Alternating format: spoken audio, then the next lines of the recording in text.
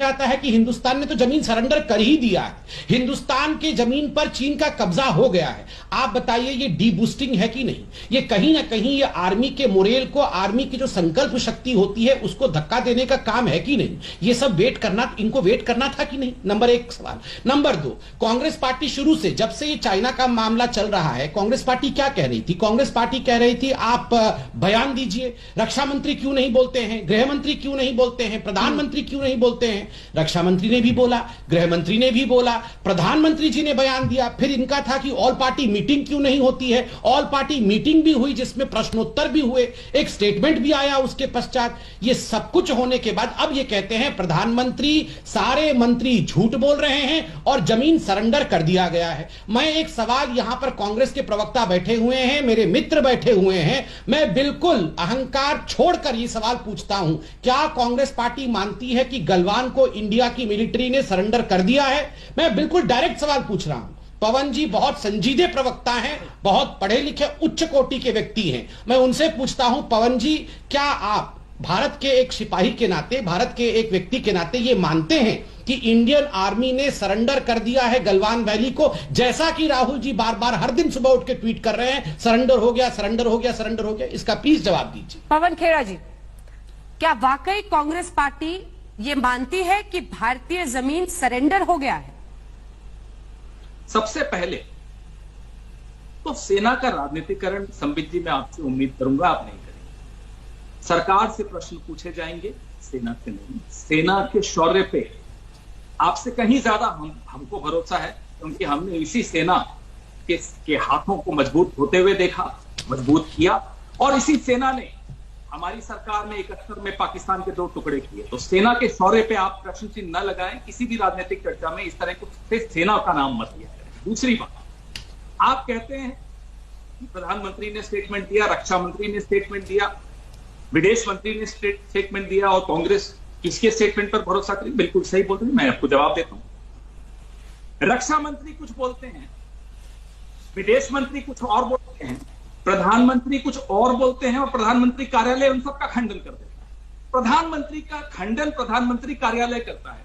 आज अंजना जी ने अभी हेडलाइन पढ़ी और बताया कि चीन पीछे हटने को तैयार है। कहां से पीछे हटने को तैयार है संबित जी?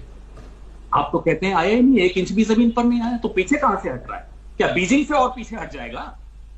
अरे हम यही तो कह रहे हैं कि Galwan valley, Pangong lake, hot springs, finger 4 से फिंगर 8 का इलाका, क्या जहां 1 अप्रैल 2020 तक भारत की सेना मजबूती से गश्त करती थी, क्या 23 जून को भी कर पा रही है? उसका जवाब अंजना जी की हेडलाइन से हमें मिल गया कि नहीं, अभी नहीं कर पा रही। लेकिन हाँ, चीन पीछे हटने को तैयार हो गया। वो पूरा चीन पर भरोसा, आपको बहुत लंबा समय मिला था, मुझे बोलने दीजिए। चीन पर भरोसा कभी मत करिएगा, संबित जी आप भी समझते हैं। आपने मुझे कहा, मैं सिर्फ उंगली उठाया हूं लोकतांत्रिक तरीके से। हाँ ठीक बात है, आप भी उठा लीजिएगा, कोई बात नहीं। आपने कहा कि जब सैन्य अध्यक्ष वहां हैं तो सीडब्ल्यूसी क्यों हुई? मैं आपको याद दिला दूं, पार्लियामेंट स्ट्रीट पुलिस स्टेशन का रिकॉर्ड जांच करवा लीजिएगा। 62 का युद्ध चल रहा था और पार्लियामेंट स्ट्रीट थाने के बाहर, पार्लियामेंट के बाहर अटल बिहारी वाजपेयी जी जनसंघ का एक बहुत विशाल प्रदर्शन कर रहे थे नेहरू जी के खिलाफ, युद्ध के बीच में कर रहे थे। और याद दिला दूं 2013 तो अभी की बात है, आप तो तब बड़े कर्मठ स्पोक्समैन थे तब भी।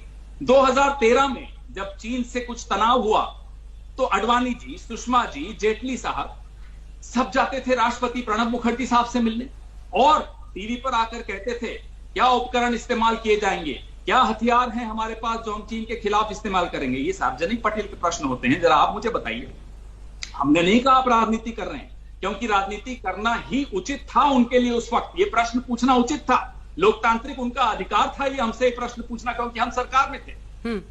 वही अधिकार हमको भी है, अंजना जी को भी है, क्योंकि अंजना जी मीडिया है, हम विपक्ष हैं, बिल्कुल प्रश्न पूछेंगे, और सेना से नहीं सरकार से पूछेंगे। सेना पर पूरा भरोसा है, सरकार मजबूत है या नहीं इस पे बहुत बड़ा प्रश्न चिन्ह लग चुका है, क्योंकि नेपाल भी आंख दिखा रहा है। 370 स्क्वायर किलोमीटर धरती पर हमारे कब्जा हो चुका है। उत्तराखंड के बॉर्डर डिस्ट्रिक्ट्स में नेपाल का रेडियो भारत विरोधी गाने सुनाता है। उत्तराखंड में तो आपकी सरकार है, जांच करवा लीजिएगा। धारचूला एफएम पे क्या गाने चल रहे हैं जरा सुन लीजिएगा। आप वह नहीं रोक पा रहे और कहते हैं कि सरकार पर भरोसा करिए। कौन करेगा सरकार पर भरोसा? सेना पर पूरा भरोसा है, मोदी जी की कूटनीति पर नहीं है, क्योंकि ढुलमुल है, कमजोर है और व्यक्तिवादी कूटनीति है। कहीं से भी विदेश नीति में विदेश नीति नहीं दिखती, सिर्फ मोदी मोदी मोदी दिखता ठीक है, क्या कभी सेना झूला की झूलते हुए ठीक दिखता है, है, जवाब- कभी चाय जवाब की ले रहे हैं। चुस्कियां पीते हुए दिखता है। हाँ। उससे नहीं काम चलता। क्या माफ सेना की कीजिएगा, आड़ में संबित जी। सरकार जवाब देने से बच रही है? सीधा प्रश्न है संबित जी। बिल्कुल। देखिए